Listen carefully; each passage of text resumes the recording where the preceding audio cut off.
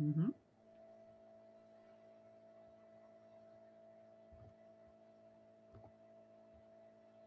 Hi, good evening, everyone. We're going to give this a couple, like about 30 seconds as we're seeing participants joining the webinar. So we just want to make sure everyone can get into the room. So we will get started in about 30 seconds or so. Welcome.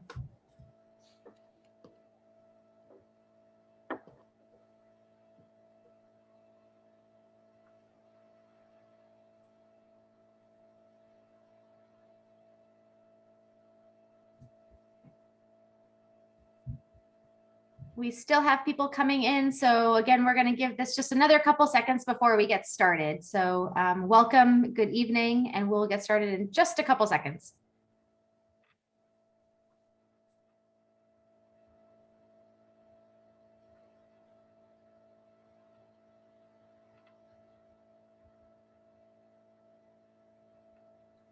All right. Okay. So good evening, everyone. For those of you who may not know me, my name is Lauren McBride. I'm the principal at Burlington High School. I'm going to have our panelists introduce themselves in a second, but I just want to extend a very a huge welcome to everyone who is here this evening. This is for our current 11th graders, soon to be rising seniors. This is a really exciting time as you are starting to think about what comes next after Burlington High School and preparing for your 12th grade year. We have Karen Prouty, who is one of our school counselors, as well as Lise Bruder, one of our school counselors, and Shannon Walters, our librarian, who is able to help us with the tech side of everything, who is here this evening. Again, I'd like to welcome you. I'm going to turn it over to Ms. Prouty in a second. And we are incredibly excited to begin this conversation with you now, knowing everything that will be ahead of you in just a few short months. So with that, Ms. Prouty, I'm going to hand it over to you. Thank you so much, Ms. McBride. I really appreciate it. Shannon Walters, a big shout out to you. Thank you for helping with behind the scenes and making sure that our Zoom is up and ready. Lise Bruder, one of our wonderful school counselors, thank you for being my backup tonight. You're amazing. And to the other counselors, Tony Settle and Jen Richter, we are missing you this evening, but I look forward to tuning into your 10th grade night, which will come shortly. We are here tonight to talk a little bit about life after high school. And just in thinking ahead, we want to talk about all the options that are out there for your 11th grade student, who I hope is sitting with you. First, thank you for welcoming us into your home. And I hope that your student is with you so that you can have some rich discussion about what we're going to be presenting tonight. It does tend to be a lot of information and definitely some food for thought, but please know this is the first of just many, many conversations. So we want to present some post-secondary options for your rising 11th grade student. We will have a strong focus on college this evening, though please know that there's so much more information to come with regard to the college process. So in starting for tonight, again, Kate Stein is our registrar and Lauren Marshall. Huge shout out to both of them who do amazing work behind the scenes all the time. And Lauren Marshall for partnering with Shannon to help us get up and running tonight. We're missing you, but we appreciate everything that you did to get us going tonight. We do have a really big agenda. Again, we're going to not go in depth in all of these areas. We're really going to touch on them and just know, again, this is the beginning of a much larger conversation. So when you look at the agenda, you'll notice there's a lot of information here. We're going to talk about post-secondary options. We're going to make some recommendations for summer 22, which is not too far away. We're going to make some recommendations about your senior year. We're going to talk a little bit about dual enrollment and early college and Burlington City and Lake, which are some wonderful opportunities for students in 11th and 12th grade. We will touch on community service and internships and shadowing. We will talk about characteristics and resources for the college search process. Again, the college search process, we will spend a lot more time in the fall going over, and also doing some work in the later spring with junior students around the college process. That includes the college application process and a little bit about deadlines, just so families and students can take away some of those key terms, like what is early action, or what is early decision, or what is regular decision. We'll talk about admissions tests and managing college costs and VSAC. We will reference in our PowerPoint some upcoming events that will be helpful, and we will leave time for questions. What I ask is that you hold your questions to the end, and you can put them in the chat. At the end, Lise Bruder is going to go through them, and we'll answer as many as we can. We also have two special guests who are going to be joining us tonight, who are current seniors. Maeve Fairfax and Zoe Glass are going to be coming on around 7:30 and sharing some thoughts with you. So we hope that will be exciting. Okay, so this is your journey. I wanted to just put a plug in for this book that I'm reading that's called Thrivers. It is written by Michelle Borba. This is a book that I started probably, I think, yesterday, and I've read half of it because it is so good. It talks about what the difference is between thriving and striving for our students, and it really highlights student strengths. And it spends a lot of time talking about student passions and interests, and acknowledging the core strengths of students. So as we think about our students going into 12th grade, what are some of their strengths? What are their interests? What are their passions? There is one quote that I want to read to you from this book, which again, there's so many highlights from it. I really recommend you. It's also an audio book. A student from Houston, Texas, in Houston school says, "I only do what my parents want me to, but I don't know what to do with my life. I'm in AP math because my parents want me to be an engineer, but I hate math." Today's academic frenzy, which is kind of where we find ourselves, which focuses exclusively on grades and scores, pulls kids away from their passions. So we as a counseling team are really committed to having deep conversations with students about what do they want? What are they interested in? Who are they as people? So if you are a student out there and you're listening, I have one ask. Ask yourself, who are you? What are some of your strengths? What makes you feel confident? Because that's going to help guide you in the next steps. So who are you and what do you already have? So in terms of academics, who are you as a scholar? In terms of activism, what's important to you? What does integrity mean? What do you stand up for? Athletics, do you like to play sports? Do you want to play sports in college? Or sports something that has helped you determine what your journey is going to be, and certainly what those next steps are in college? Artistry, are you an artist? Are you someone who wants to pursue, may not be a career, but you know that artistry and creativity is something that makes you feel happy? So as we talk a lot tonight about college, I want you to really take with you that theme of who are you and who makes you, what about you makes you feel confident in who you are. I think that's a really important theme that I want us to really think about. And then there's college. So we know there's tons of colleges out there. There's 2-year colleges, there's 4-year colleges, there's technical colleges. We have Vermont Tech right here in Vermont, which is a great school. Many students attend Vermont Tech. We also have many certificate programs and apprenticeships.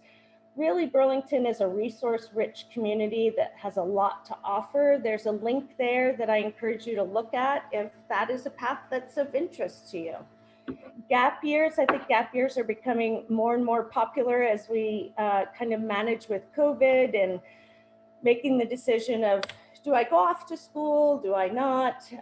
What are those gap year opportunities in the midst of a pandemic? So again, there's a great link there for you. As school counselors, we are very available to have those conversations with students if they are debating, do I want to go for a gap year or do I want to apply right to college? So what is a gap year? What are the benefits? We're happy to have those conversations. There's also the military. We have many students that join the military. That is a viable option and interest for many students, as well as the workplace. We know with COVID, our community is really in a place of needing good employees. And we know we have many at BHS, so we can support with workplace as well.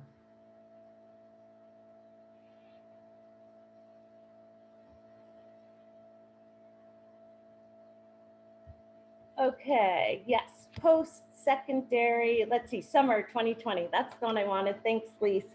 So again, as I said, summer 2022, also I just want to recognize, did you know that it was February 2nd, 2022? It's kind of an important day with lots of twos. So exploring interests. So this summer, like 9th grade, 10th grade, and your current 11th grade, we want you, and what we recommend strongly is continuing to explore those interests, identifying what your strengths are, identifying who you are as a person. Again, Thrivers, it recommends that you build on your character traits. It's not just about having all A's in school or taking the honors level class or taking the AP class. It's about character building. It's about communication. It's about compassion and kindness. It's about working with others. So there are many summer programs that foster all of those ideas. This is also a time to visit schools and visit programs. I think that it's been really hard with COVID to be able to visit schools. What I say to students is, here in Burlington, we have a great range of schools. We have UVM, which is a much larger school, over 10,000. We have CCV, which is much smaller as our community college. We have St. Mike's and Champlain. So if you're not able to travel to visit those schools this summer or anytime, frankly, access our current colleges and take tours of them. Also, since COVID, there have been a lot of schools that have put out virtual tours, and I recommend that students and families get online and take the opportunity to do the virtual tours.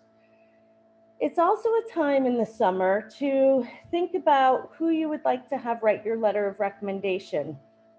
And I think letters of recommendation are critical. They are the people that know you best. And that can be a teacher at BHS. I often will recommend an English teacher or a math teacher or a science teacher.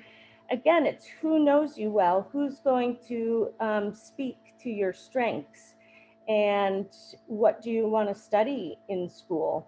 So if you are studying math or science, it's probably a really good idea to connect with a math or science teacher. School counselors write a lot of recommendations. Many schools require that counselors write letters of recommendation. We are not the only ones that write letters, though. There's coaches that write letters. There's outside character references. I have a student who has pursued ballet since they were very young. They had their ballet teacher write a letter of recommendation. So over the summer, you don't necessarily have to actually reach out to that person to say, will you write my letter of recommendation? In fact, it can get lost with teachers over the summer. So I recommend at least having an idea who you want to ask and being prepared to ask them.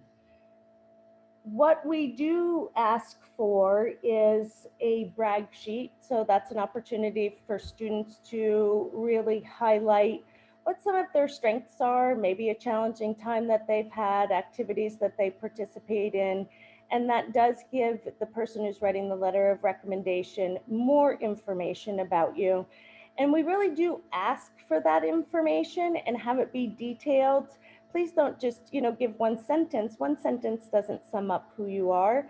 So we, particularly as counselors who may not see you through the same lens as a teacher will in your classroom, we really rely on your insights around what activities you've done, how you've spent your time, what you're really passionate about.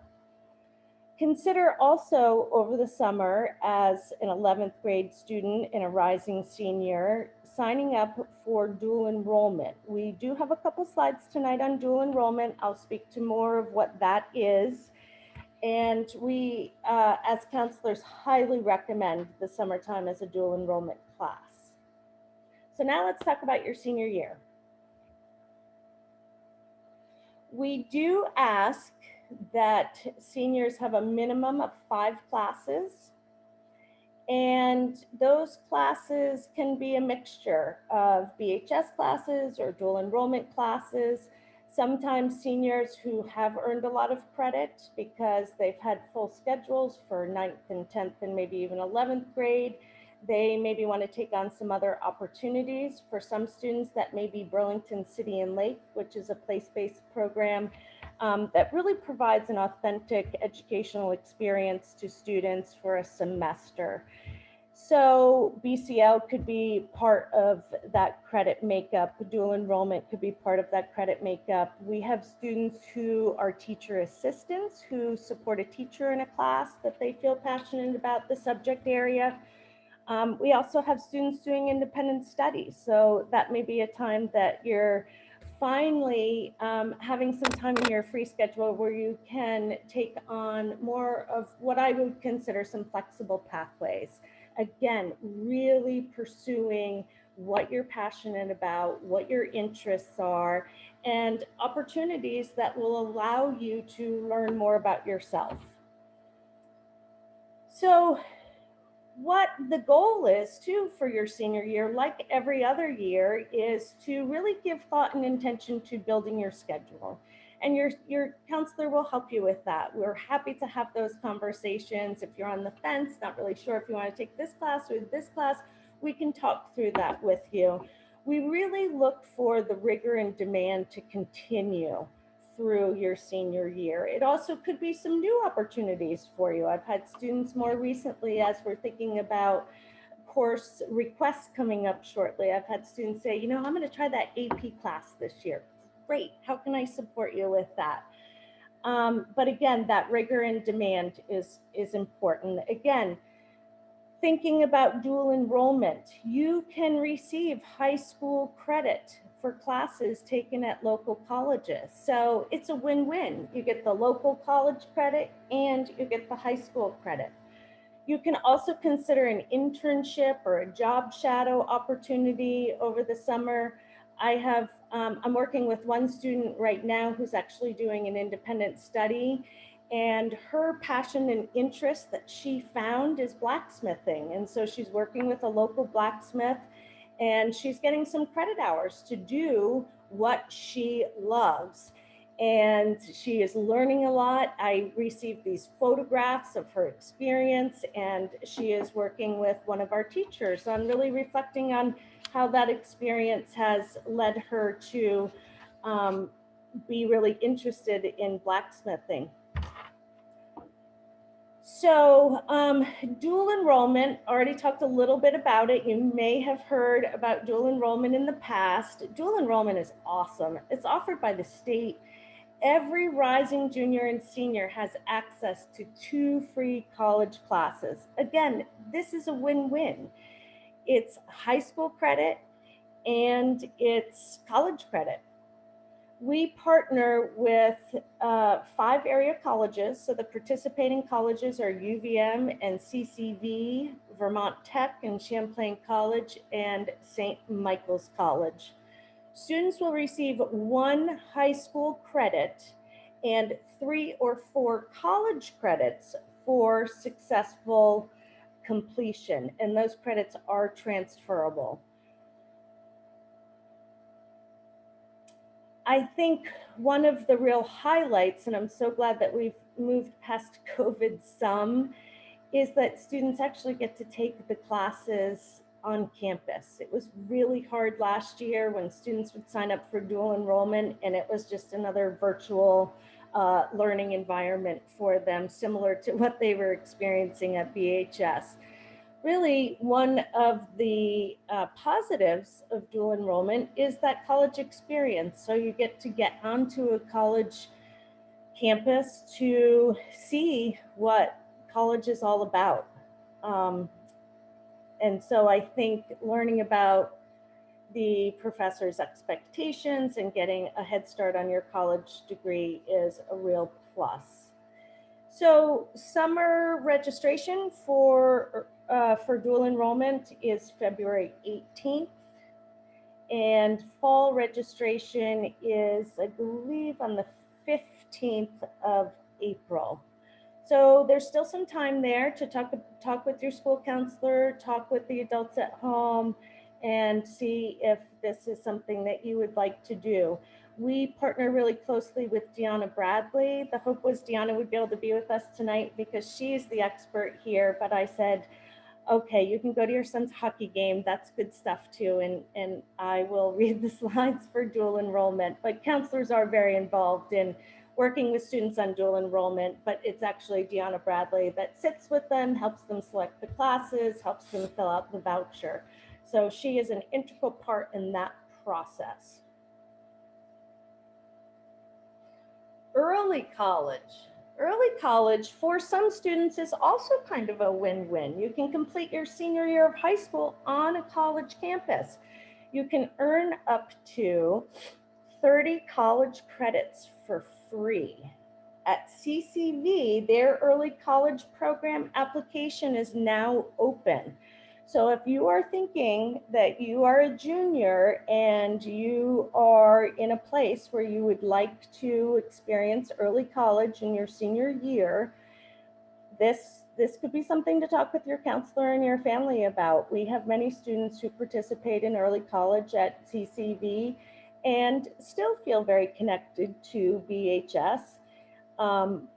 You still graduate with your class. You just take your senior classes at CCV. Students must enroll in courses full-time for both the fall and spring semesters. The courses must satisfy high school graduation requirements, so the students graduate from high school at the end of the spring semester. So what that looks like is when students are filling out the CCV application, we as counselors have a part in that. We look at what credits the student has earned 9th through 11th grade at BHS, and then we will make recommendations of what credits they still need to earn in order to earn their diploma.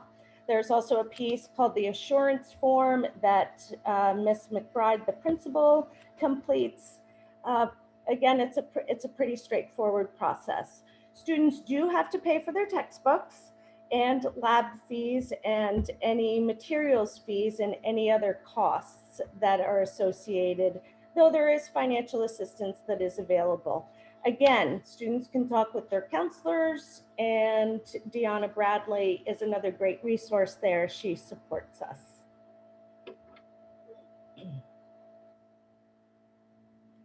Community service internship and job shadow programs. So community service, as you may know, is a graduation requirement at Burlington High School. Each year that a student is at BHS, there is a 10-hour a year graduation requirement. So if you're at BHS 9th through 11th grade, then that's a 40-hour graduation requirement. Students are encouraged to seek out opportunities and nonprofits that could help them pursue or explore new interests. So again, I spoke about the student who isn't doing community service, but similar in that she is connected with a local blacksmither and is choosing to spend some time with him, and she's actually getting some credit for that. So again, it's about students pursuing what it was of interest for them. I have many students that are interested in elementary education, and so I will help partner them at the elementary schools to go in and support small groups or read out loud to students. So there's lots of great opportunities out there for community service. And that is true for internships and shadowing as well. So it really is another opportunity to learn about yourself and to learn what skills you need to learn and to explore possible career interests, and that may lead to some more clarity around what you want to study in college. I recommend, because students' school years are very busy, that sometimes that good work is spent over the summer. So over breaks or over summers.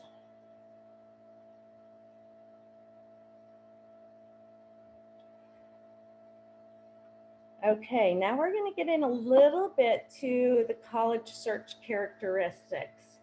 Again, more information is going to come for all of you. We are going to start our 11th grade meetings in a couple weeks, and so counselors will be meeting with every one of their 11th grade students, and what we complete at that time is we do a transcript review. So we look at credits earned, we look at credits that still need to be earned for graduation. We talk a little bit about what students' strengths are. We talk about what they think they want to do after high school. And that is usually the time that we are talking more in depth about college. And we may, at that 11th grade meeting, give some tasks to students to complete, depending on where they are in the process. What we find as counselors is that we meet students where they are. We have students in 11th grade who come to us and they aren't talking about college. They're just developmentally, they're just not there yet, and that's fine. And then we have other students that say, oh, here's my college list. So we meet students where they are. So that work starts now, though it was happening all the time in 9th and 10th grade. It just looked and sounded a little bit differently. So this information around the search characteristics, I think this can be a stressful time, and I really don't want you to get like bogged down with this, because there is a lot more support to come. I think first and foremost, when I talk with students about college, it's amazing to me that they have a pretty good sense about where they want to be. Some students are really clear, whoa, it's too cold here in Burlington. I've got to go to someplace sunnier and warmer. This is where I want to be. And then I have other students that say, no, I'm going to stay right here in Burlington, or I want to stay in Vermont, or I want to stay in New England. So a good place to start these conversations is, so where do you see yourself? Talk about your geographic location. Talk about your setting. Do you see yourself in an urban area or a suburban area, a small town or a rural town? Then talking about the size of campus. I always like using the numbers at BHS. I think we're maybe mid 800s now, to say, how does the size of BHS feel to you? Because you're looking at a school that has 10,000, 11,000, or 40,000 students. You go to a school where there's 850. And that's where I say, looking at St. Mike's, Champlain, UVM, and CCV are great, because they're all very different sizes. The other thing, sorry, I just had to check my time. The other thing is, what are the admissions requirements? So looking at what GPA range they're looking for, if they require test scores, or are they wanting to see the SAT or the ACT within a certain range, or are they test optional? So really narrowing down what that selectivity is. And what we as counselors help with is having that range of schools. So looking at what is a safety school, a just right school, and a reach school. So we also encourage students to look at the RUGS guide, which we have in our office. There's also so many search engines on the internet that students can do searches. If they type in nursing school in California with a GPA of 3.0, what's going to come up for them? So looking at majors and programs, also looking at costs. CCV now is free for 2 years. So that's not the case for so many schools. There's a range of tuition rates, but to know that there's a whole financial aid package that goes with that. Thinking about what type of school, is it a community college? Is it a 2-year college? Is it a 4-year college? Is there religious affiliation? A co-ed school, looking at Canadian schools. We have a lot of students that look at Canadian schools and their process is a little different than ours. Also housing opportunities. So are the schools saying, you have to live on campus for the first 2 years or the first 3 years? Are there opportunities to live off campus?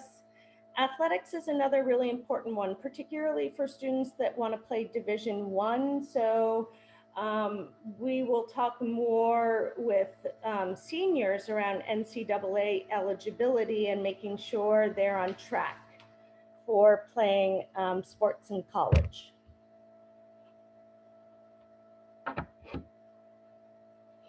So Naviance, the student that you're with right now hopefully knows what Naviance is. When all students enter BHS, they receive a Naviance account. However, they may not have accessed that account much, so they may not recall what their password is.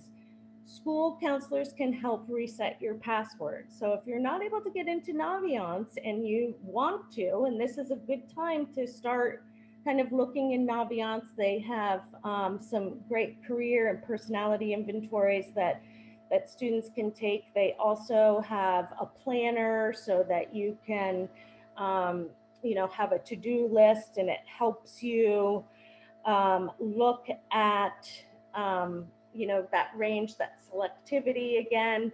So Naviance is a college and career readiness program that we use, and it really provides some in-depth career information as well as scholarships. And it manages the all of the students' college information. So letters of recommendation, the transcripts, the mid-year transcripts, the letters of recommendation, our school profile, and our school information. So it is one platform that we use in combination with the Common App to send to colleges to make sure that students have a complete college application. There are, and there's a parent piece to that too. So we as counselors can allow you access to the student's Naviance account as well, so you can follow along with what they're doing. There's also some other great search resources out there. Again, this PowerPoint is being recorded. It will be on our website, so you can go back and reference it. The resources that I'm speaking to about tonight are on our website. So Big Future, Vermont Student Assistance Corporation, VSAC, is just amazing in helping to support students and families in so many ways, particularly paying for college, which I'll talk about in a little bit. College Prowler, College Confidential, and there are so many more. So I talked a little bit already about this slide. Again, virtual tours are great. It's a good place to start, particularly if students are looking all over the country. It can be really hard for so many reasons, to get to visit school. So starting with the virtual tours, starting with the local schools you can book in advance for official tours. I ran a summer program at BHS called Life After High School for students over the summer, and we did virtual tours, and it was just great because Champlain particularly was a school I hadn't seen in a really long time. And when we signed up for the tour, the student that was giving us the tour was actually a student of mine many, many years ago. And so it was great to see that he was actually he was a senior at Champlain, he was going to be graduating, and then just all that they've added to Champlain. So if you've done tours in the past, just know that it's changing all the time. And don't forget how close we are to Canada, many Canadian schools. And there are open houses that are available. There's lots of admission info sessions. You can find a lot just right on their website. And you can also talk with an admissions counselor. We do recommend too, I think now that things are opening up in our country and people are traveling more, if you are traveling, see what schools are in the area that you're traveling to. October, December, February, April, those are all times in the summer that we have breaks. So those are good times to visit schools as well. I think seeing a campus with students can be really powerful. As much as those virtual tours are a good first start, it doesn't really give you the sense of how a campus feels. And so if you can get on a campus, again, even if they're the ones here in Vermont, that's just great. Okay, so again, I'm not going to go into too much detail here because we're going to talk about it a lot. As 11th grade students, you've probably heard, maybe some of your friends have just finished applying to college and they're using terms like early action deadline or early decision deadline, regular decision, or rolling admissions. As a student, you have a choice. Do you want to apply early action? As a senior, you're just getting back to school, you're jumping into your new schedule, sports are starting, and those early action deadlines can come early. They can be as early as October 15th. They can be December 1st or December 15th. Each school is a little different, but those are kind of the main dates. Early decision is also an earlier date. However, the difference is that early decision is binding, which means that when you say, I want to go to this school, and you are asking for your counselor to approve an early decision, that means we as counselors are having a conversation with you about your commitment to that college. So signing off on that means that that is where you want to go 100%, okay? So it's binding, whereas early action is non-binding. Regular decision deadlines, they also really vary. I love the January 1st, like who's working on applications? Many students are, but that college admissions officers want those applications on January 1st, though we don't typically go back into session until after the 3rd. But January 1st is a really big deadline. January 15th can be a big deadline, February 1st. So what's important about these deadlines is that you're organized and you know which deadlines are which, that you're talking with your counselor so that they know when they have to send your information. There's also many different kind of platforms. As I had said, like we use Naviance, but we also use the Common Application, which is the platform that we use for students to fill out. For some of us who are my age or older, when we applied to college, you know, we would have to do an application for every single college. That's not the case anymore, though there are a few schools that say, no, we only want ours. The Common Application is an application that can be used to apply to college, and it can go to many different colleges. So we use the Common Application, but there's also Coalition, which is really popular. Parchment is becoming more popular. There's also QuestBridge, which has a financial piece that's attached to it. But just so you know, we use Common Application. Your student may say, I really want to go to this school and they are requiring that I use Coalition. Well, then students do have to do both the Common App and Coalition, but we will work with you on that. The Common Application I say is really for students. I don't generally look at the Common Application. I don't have access to it even. It's really personal information. It's activities and work, service, internships. That's where you do your personal essay. And we do have supports for students who are writing their college essay. There may be an outside recommender. So remember when I talked about ballet? So if that student has a ballet teacher that they want a letter of recommendation from, that request comes through Common Application.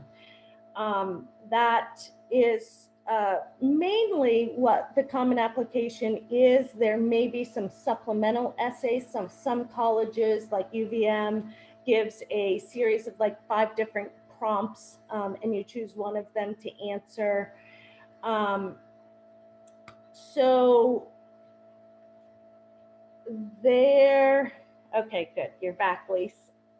Back one. Sorry, just a couple more things. So test scores. So a lot of schools are becoming optional. I'm going to talk a little bit more about the ACT, SAT, and PSAT in a minute. We do not, from our counseling department, send test scores. Students have to send those directly to colleges. Also, colleges, we recommend a range of about 6 to 8 schools. Sometimes students want to have more. We'll talk to them about, okay, tell me how come you want to apply to 10 colleges. It can get really expensive too. If a student and family is eligible for free and reduced lunch, then we do have, they have the option of a fee waiver for the applications. And that is also true. We can move on to PSAT, ACT, and SAT now. And that is true for the standardized tests as well. We have fee waivers in our office. If a student qualifies for free and reduced lunch, they can come and get one of those. So I think the one good thing that I've been able to name that has come out of the pandemic is that so many schools have pivoted to test optional. Even UVM, they tried it for a year and then they said, no, I think we're going to continue test optional for about 4 years. And why I like this is if we go back to when I started this presentation about students really knowing who they are and what their strengths are and what their passions and gifts and talents are, for many, it's not the standardized test. And that has helped kind of move college admissions officers to look at students differently. They really now want to dig in to know who students are. So many schools still require it, and so we will work with students. We have dates that are available in this PowerPoint that we will share with you. So students can take the ACE, let's see, many juniors actually took the ACT already at BHS. Their scores will be returned in mid-March. Students can take the ACT or they can take the SAT. So tests are generally given on Saturday. And students can go into College Board or ACT directly, and they can sign up on the website. The test costs, I think it's around $50. And again, as I said, there are fee waivers available for students who qualify in our office.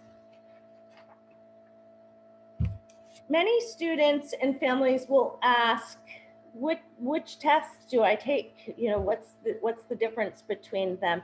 My kind of rule of thumb is that students take the ACT once, they take the SAT once, so they're familiar with both tests, they see how they score, how, you know, what test they felt more comfortable with, and then the third time they take the test that they did better in.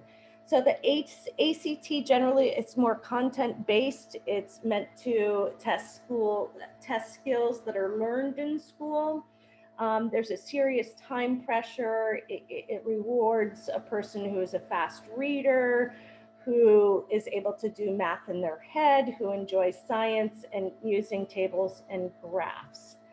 The SAT, as I said here, is more of a reasoning test. It combines info and analyzes real world problems like doing math by hand, and doesn't really prefer the student that doesn't really prefer science. So the student that's good at analyzing texts in English class, if you like informational graphics and answer questions using data from charts or graphics, then SAT may be more for you. But again, I recommend having the experience in taking both. Unless a student comes to me and they have all test optional schools and they're talking about how standardized tests are not a strength of theirs and they really don't want to take it, then we have a conversation around that. Local high schools host the tests. The SAT is going to be offered on March 13th and May 8th, June 5th. And the ACT is offered on April 17th, June 12th, and July 17th. So those, if you know, again, you've taken the ACT students, so it may be a time to jump in and take the SAT at one of these spring tests or summer tests, and then in the fall, you could take the test that's more preferred again, okay?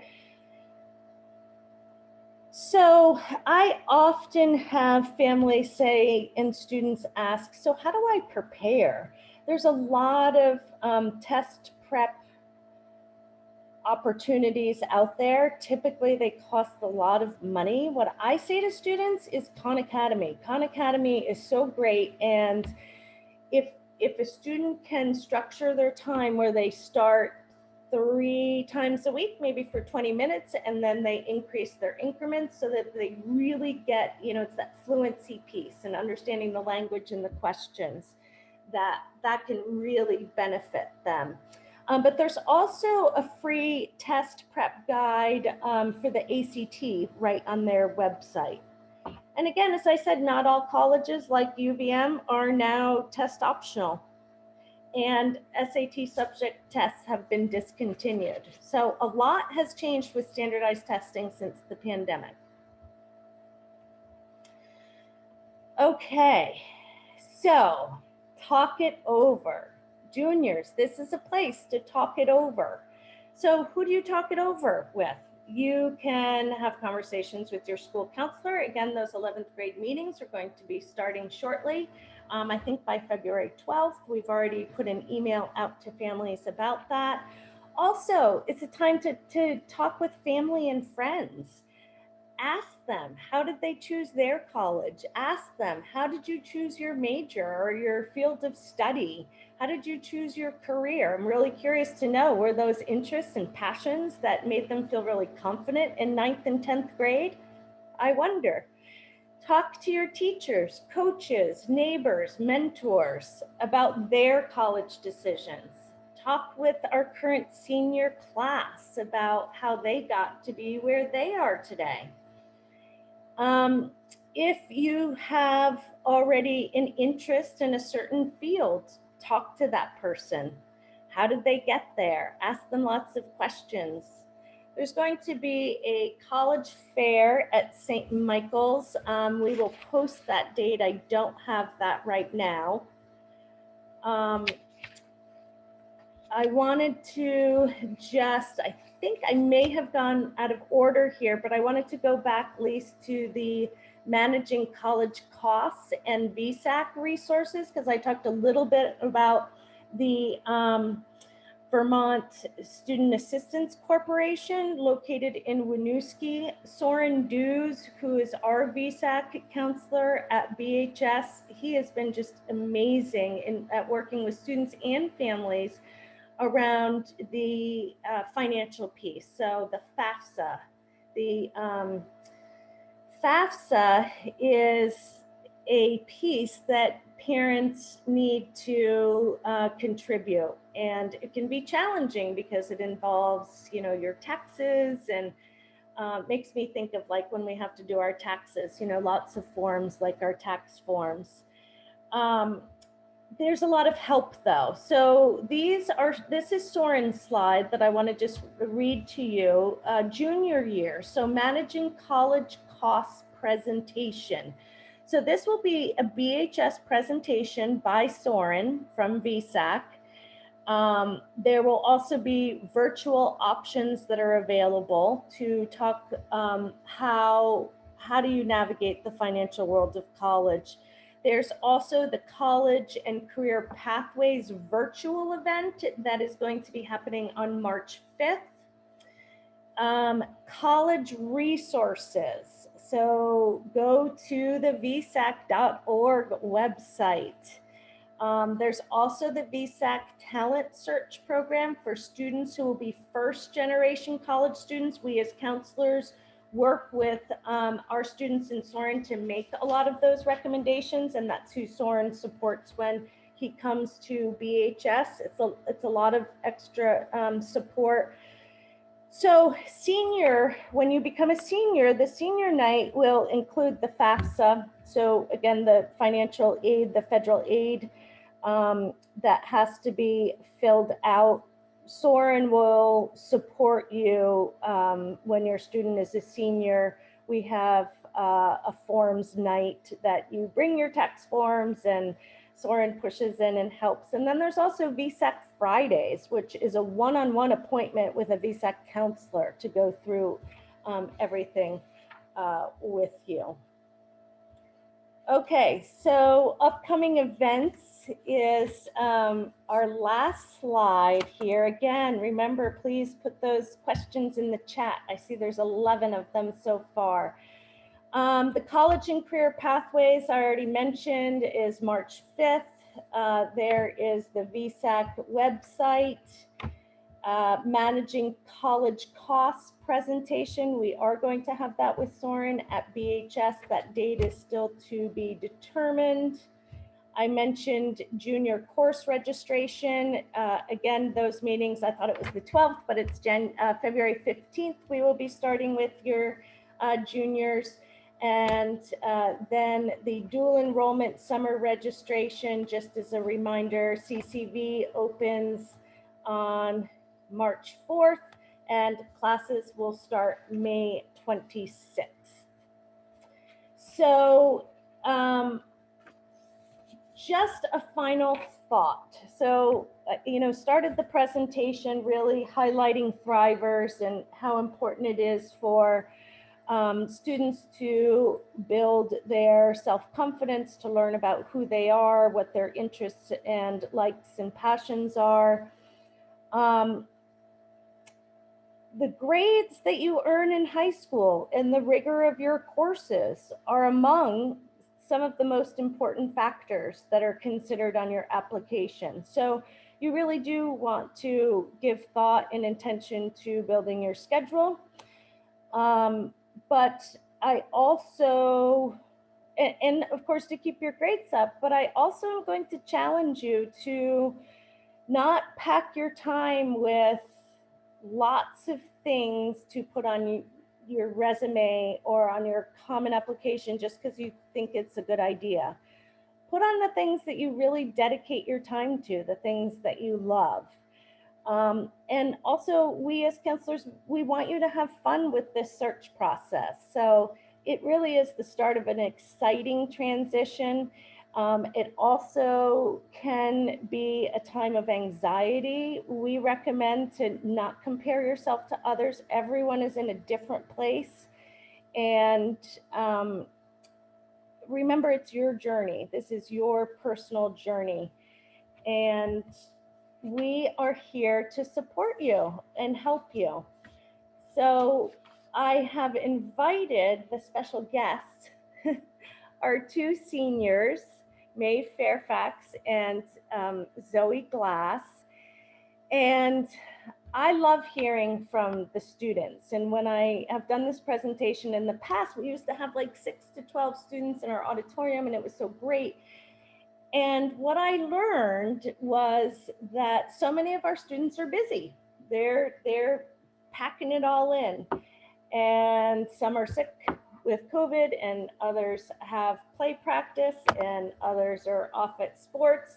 So I was really happy when Maeve and Zoe said, oh yes, we will join you. Because I'll tell you, our seniors are really busy now. They weren't easy to nail down. So I'm glad that Maeve and Zoe are here with us tonight. They're going to tell us just a little bit about their path, what some of their interests are, and a little bit about college too. So a call out to Maeve and Zoe. Are you both there? Hi, I'm here. Hi.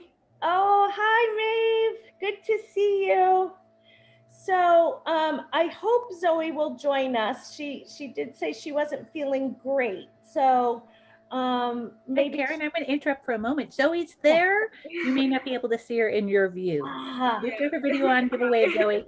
Oh, You're good. a little dark. The lights in your room are dark, but we've got them both. Yes, I can only see about 3 people. So thank you, Zoe. I'm glad you're feeling well enough to join us.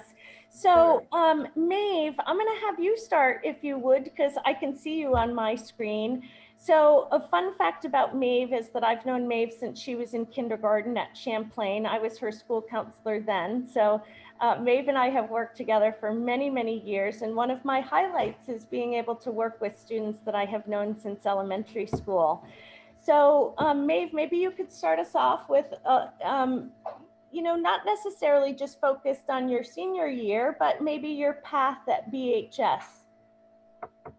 Yeah, sure. So, I've kind of taken like the usual classes, usually more like honors level, just like sort of typical, at least for freshman and sophomore year. And junior year, I did Burlington City Lake semester, which was really amazing.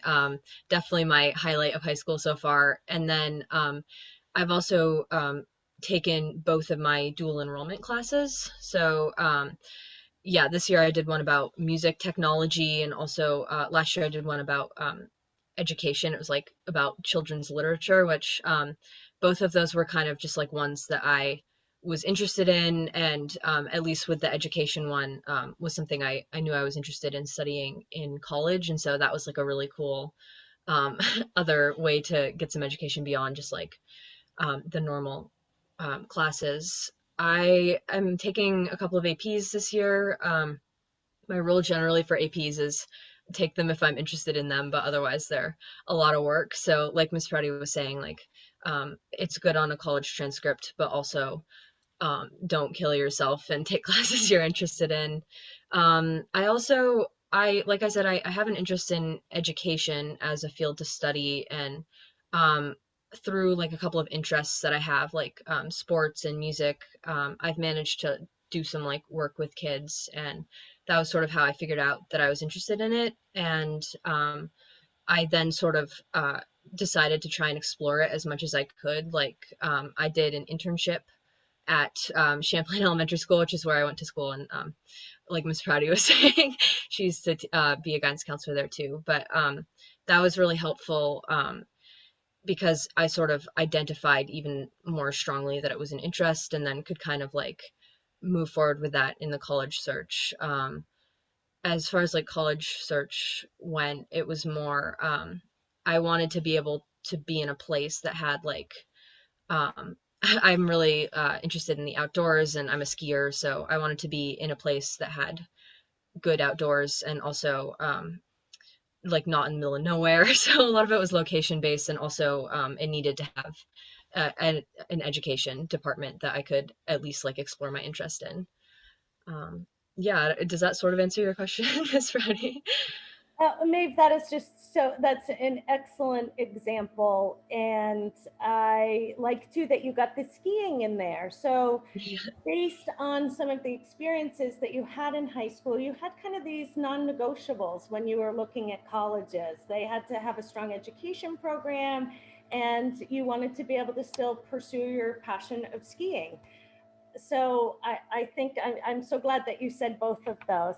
Thank you so much, Maeve. Yeah. And Maeve, if you can stay on maybe just for a few more minutes, because there may be some questions that are directed at you. Yeah, for sure. Awesome. Thank you, Maeve. Hi, Zoe. Hi.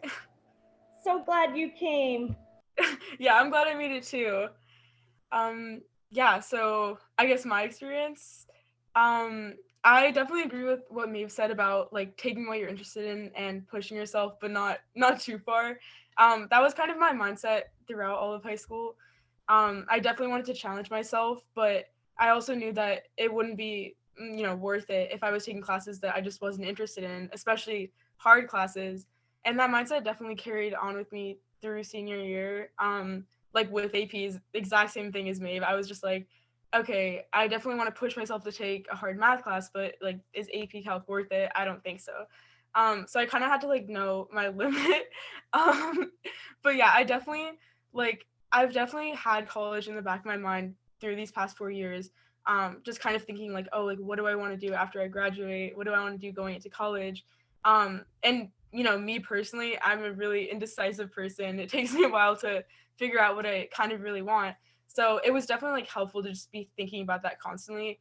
But I mean, Miss Prouty can attest to this. I like after taking a lot of math and science classes, I was like, no, thank you. Like I will stick to English, or anything, just nothing STEM related. But even just like kind of deciding that, as funny as it sounds, was really helpful in my college process because just like being able to cross off half of those majors that I'm applying for was really helpful. And I definitely did kind of just like use my past 4 years to really think about, or like it really helped me when I was doing this whole college process, especially just like trying to decide where I wanted to go. I definitely was a little bit stressed in the beginning because the first step is obviously just creating a list. And for me, being as indecisive as I am, I was like, wow, like that's a lot of schools I need to kind of narrow down. But I thought about what I was interested in. I thought about all these like classes I've taken. I also did dual enrollment. I did psychology at UVM, and that was definitely just like something I really was like grateful that I did, because it's obviously good to like see on your transcript, but it was also just something like it was one of the first classes that I was like so interested in that I just wanted to like almost pursue it. So that definitely like helped me in my college process and just like looking at different departments and programs. And then just like otherwise like narrowing down stuff, I kind of just like had to start big and be like, okay, like what coast do I want to live on, like East Coast or West Coast? Do I want to go to a huge school or small school? Like all this, all these stuff, like but yeah, I definitely just like slowly had to narrow it down. I had to see like what, if it was like a party school or not, or like, all girls school, like all these just like different categories, until I got like my small list. But definitely just, I think like dabbling in all these different things throughout high school really helped me, especially clubs too. Like I've been in the environmental justice club, and again, like it's one of those things where not only is it good for your transcript or like to see on your activity section and Common App, but it also just really like helps you figure out what you want to do later on. Because like I think I am interested in pursuing like extracurriculars in like environmental training and stuff. So I definitely would recommend that, and like that was definitely one of the biggest parts of my journey that helped me figure out what I want to do next. But yeah, I don't know if that answered your question, but yeah. Zoe, thank you so much. Both you and Maeve really highlighted some important things that we talked about tonight, that it's not just about doing an activity or taking a class because it looks good on your transcript or your resume. It's about taking a class to figure out if it's something that you're interested in. And if you're not, then So both of you spoke very clearly to that point. So I really appreciate both of you taking the time to be with us tonight. We're going to answer some questions. I think that we have a number of questions in the chat. Ms. Bruder is going to read those off to us, and we'll see how many we can get through. Okay, so the first question is, for SAT or ACT, how do families find out about test dates and how to sign up? Yes, so really good question. If it's not already on our web page, it should be. Though that is not the only place, your student could go into the College Board or on ACT.org and look to see when the tests are available. And what you'll see is that there's a number of different test sites all over the country. So your student will want to really hone into Chittenden County. Downtown BHS is not a test site. We just don't have the capability to do that. Our original BHS building, we were a test site, but we're not anymore. Often students will go to Rice as a test site, or CVU is a popular test site, or South Burlington is a popular test site. So I'm going to send an email to Kate Stein and Lauren Marshall to see if those dates are on our page yet. If they're not, we will get those up there. But no, you can look at College Board or ACT.org as well. Awesome. The next question is, will BHS be administering the SATs this spring, or should we sign up on our own? I wonder if Kate Paxton is on with us. She would know better. She's coordinating the tests.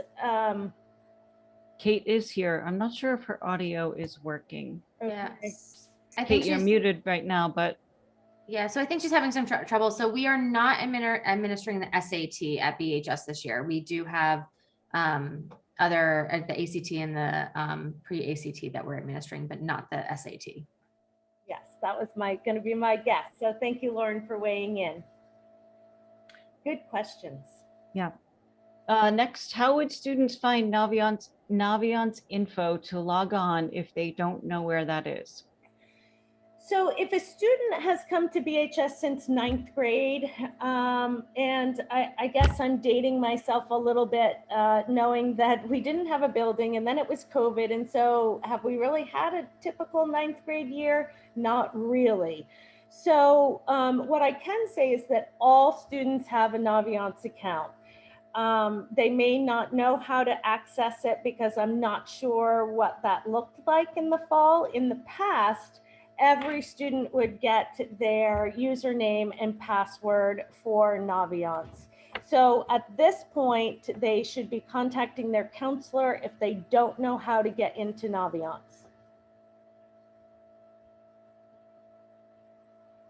Karen, I think that many of our juniors will find that they don't have their Naviance login info, and we will be going through Naviance and checking that for our juniors, and also activating their registration if it's not activated yet.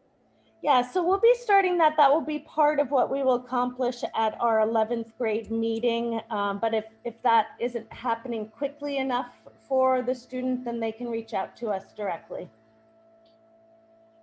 Here's a comment. I genuinely appreciate this webinar. As you said, it is very full of info and acronyms. Maybe there could be a glossary included at the end. And I do have access to a glossary of terms. So we could, Shannon suggests we add that to our counseling website and add it to our slide deck. So we can do that and make that accessible. Great idea. Thank you for that feedback. Are there upcoming scholarship opportunities for high school juniors that will be helpful to get ahead in?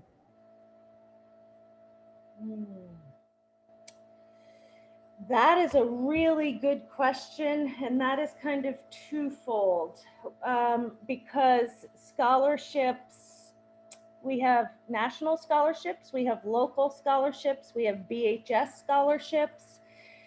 The best resource for scholarships at this point for an 11th grade student is VSAC, and counselors located in our counselor office is the VSAC scholarship books. Also in Naviance, we have many scholarships. That's what our senior class is working off of right now. In the spring of every year, we are working on local BHS scholarships. One of the bigger ones is called the Barbara Gauntlet, but that won't be available for students until the end of next year. So they come at different periods. But I would start with VSAC, and also when a student is connected with Naviance, there are lots of scholarships there. Lauren Marshall, who is our admin assistant, she will be doing a lot of work around scholarships and putting out information about scholarships. Yeah. Last question. Volunteering has been really variable since the pandemic. Is BHS doing anything to be flexible with organizations that they can volunteer for, or the hours? Yes, so we are being flexible. Essential workers can still get volunteer time, hours. I'm being flexible with Zoe and Maeve coming on this call tonight. They're going to get some volunteer hours. We have a lot of things that we do at BHS that we're often looking for volunteers for, and they come kind of sporadically throughout the school year. I do know that some businesses, it is really hard to get in to do some volunteer hours. Like we used to have students go to the library or to the hospitals, was a really big opportunity for students who had an interest in the medical field. They would go do volunteer hours at the hospital. I do not think that the hospital is having volunteers at this point. Really glad that Maeve talked about Champlain and doing an internship there, because schools even for a period kind of closed their doors to volunteers. So I think if a student is really stuck, again, reach out to the counselor. We have a list of volunteer options for students, but I agree, it's true. Since the pandemic, it has been really hard, and we have been flexible for many students, you know, caregiving for siblings. So it can start with a conversation. BHS Heroes also offers many opportunities for volunteering. I can even give a plug right now. So students received an email this past week that had a couple different opportunities embedded in them.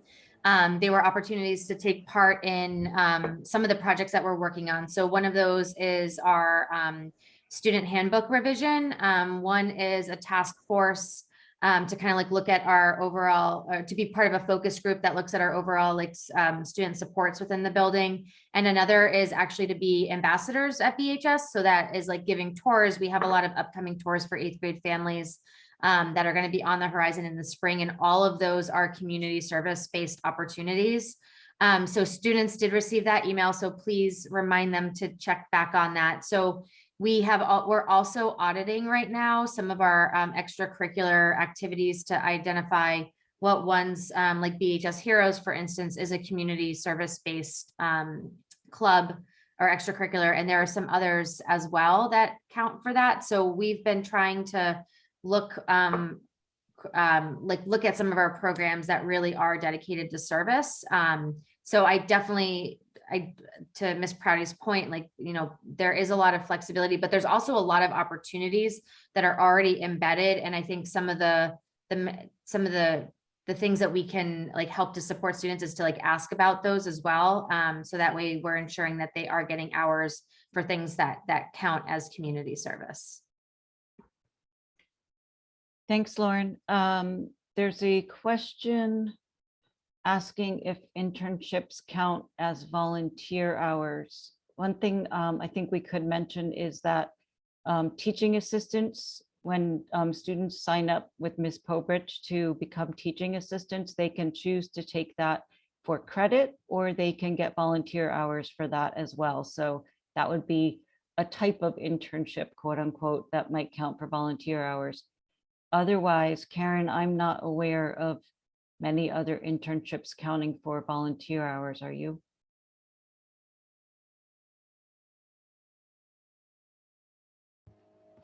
No, nothing comes to mind. But again, I think that we are living in a time of flexible pathways and a pandemic that impacts things like volunteer hours. So a conversation with the counselor, I think that we can help if a student needs volunteer hours, we can talk about that. So the student that I've referenced that's blacksmithing, that could have been volunteer hours. However, we developed an independent study instead because that student wanted credit. So there's also things that are always happening in our building that students can get volunteer hours for, is working in the library. So Shannon Walters is on this call, and I know that there's many moving pieces in the library, and it's not a hard no, it's a conversation and figuring out whatever the task is and how we can best define it. Is it credits? Is it volunteer hours? Is it something else? So Karen, those are all the questions that I see in the chat and in the Q&A. Okay. I have a super quick plug as people leave or are leaving. So first, and I know Karen, Ms. Preddy will go ahead and kind of say goodbye formally, but just as a quick plug, next Thursday, which is, sorry, my calendar, next Thursday, which is the 10th, our BHS leadership team. So this has really been about like what's next for our rising seniors. Next Thursday, the 10th, there will be a BHS leadership Zoom that's going to be hosted at night in a similar fashion. That's talking about some of the work that's happening at the school, some of the projects that are going on that may not be seen by the public every day. So we definitely extend an invite for families to come and join us for that. There will be another invite coming in your email, so keep a lookout for that. And now I'll turn it back over to Karen to close us out. Great. Thanks so much, Lauren, and thank you for joining us this evening. I also want to commend Zoe Glass and Maeve Fairfax for joining us and really just stepping in and helping out, but also just being really informative and helpful students. So thank you, and you will get volunteer hours. So thank you.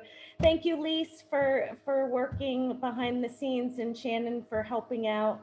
Also to the other members of my team, Tony Settle and Jennifer Richter, Kate Stein, Lauren Marshall, thank you every day for the work that you do.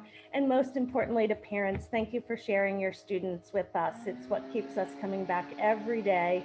We love partnering with families, and we're so thankful that you joined us this evening in your living room, and we really appreciate you. And 11th graders, we're going to have your meeting soon. And another plug for Dr. Borba's Thrivers book, really just amazing. So thank you all. Have a wonderful night. We look forward to continuing our partnership with you, and we can now sign off. Thank you, everyone.